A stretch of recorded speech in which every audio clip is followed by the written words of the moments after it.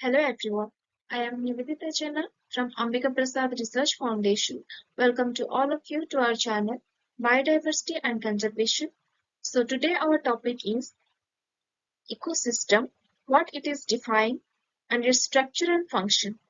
So let's discuss. So first we have to know that what is an ecosystem and what it is defined.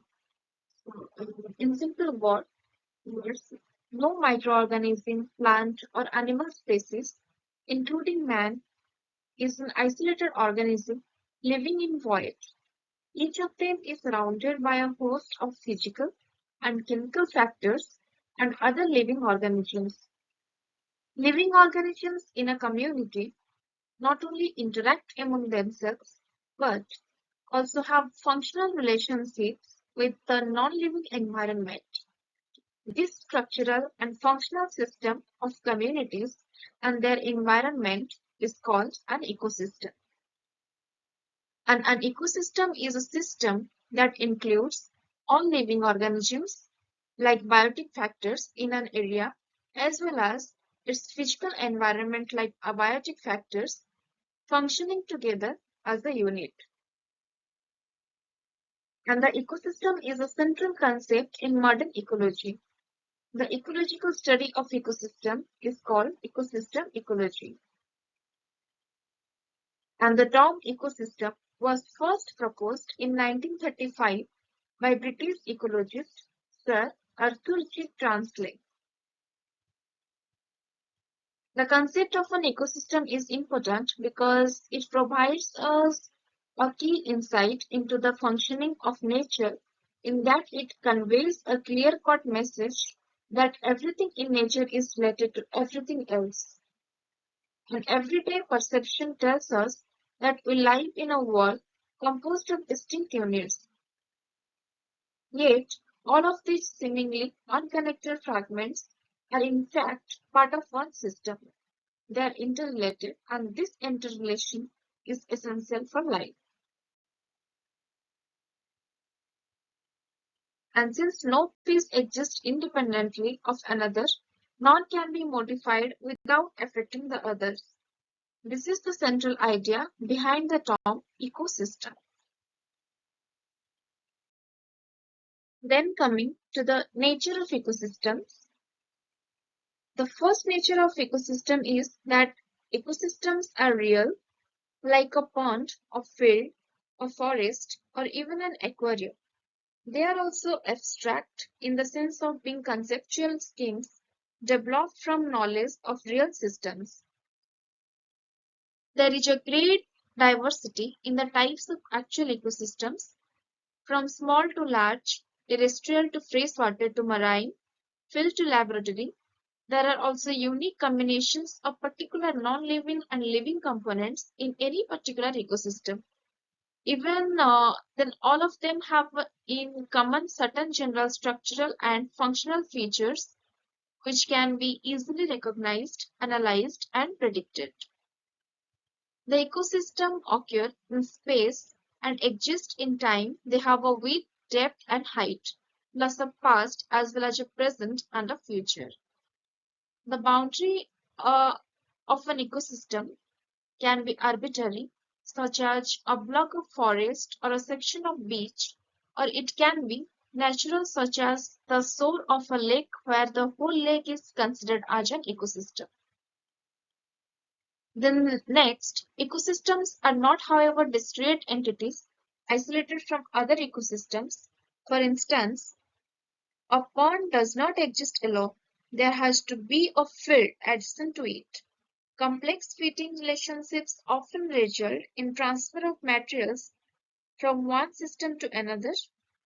There thus exists continuity in the ecosystems so that one can conclude that all ecosystems are interconnected and hence interrelated.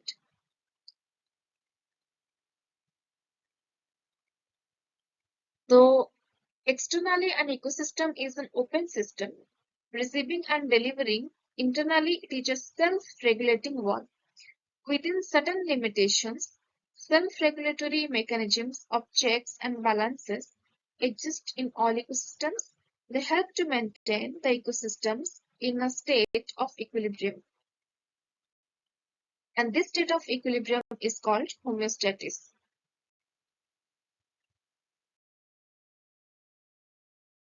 Then let's discuss about the characteristics of ecosystem. Um, Smith has summarized common characteristics of most of the ecosystem as follows, as presented. Like the ecosystem is a major structural and functional unit of ecology. The structure of an ecosystem is related to its species diversity in the sense that complex ecosystems have high species diversity. The function of ecosystem is related to energy flow and natural cycles within and outside the system. The relative amount of energy needed to maintain an ecosystem depends on its structure, and complex ecosystems needed less energy to maintain them.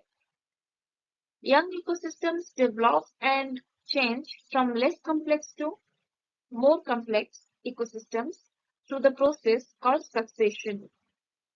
Each ecosystem has its own energy budget, which cannot be exceeded. Then adaptation to local environmental conditions is the important feature of the biotic components of an ecosystem, failing which they might perish. And the function of every ecosystem involves a series of cycles, for example, water cycle, nitrogen cycle, oxygen cycle, etc. These cycles are driven by energy. A continuation or existence of ecosystem demands exchange of materials or nutrients to and from the different components.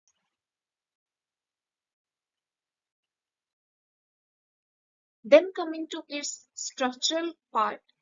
So the structure of an ecosystem includes the composition of living beings, which is called biotic factors or biotic communities, like the species, their numbers, life history, spatial distribution, their role in the ecosystem, for example, producers, consumers, or decomposers, along with the study of the quality and distribution of non-living matter like water, air, soil, sunlight, temperature, inorganic and organic nutrients, etc., as well as the range of climatic conditions. And an ecosystem is customarily divided into two main components, biotic and abiotic factors.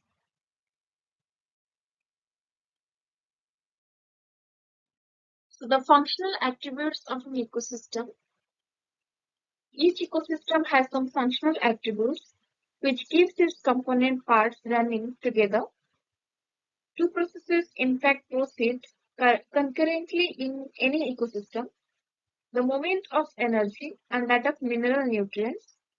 These two ecological processes of energy flow and mineral cycling, which is also known as biogeochemical cycling, lie at the heart of ecosystem dynamics and are fundamental to the structure and function of the ecosystem. The functioning of an ecosystem can be best analyzed with respect to the some aspects like trophic levels, secondly food chains, in third food webs, next ecological pyramids, then energy flow and biogeochemical cycles, and ecosystem development and ecosystem homeostasis.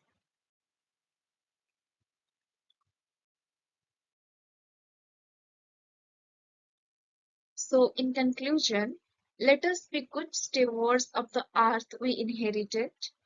All of us have to share the earth's fragile ecosystems and precious resources, and each of us has a role to play in preserving them. If we are to go on living together on this earth, we must all be responsible for it. Thank you.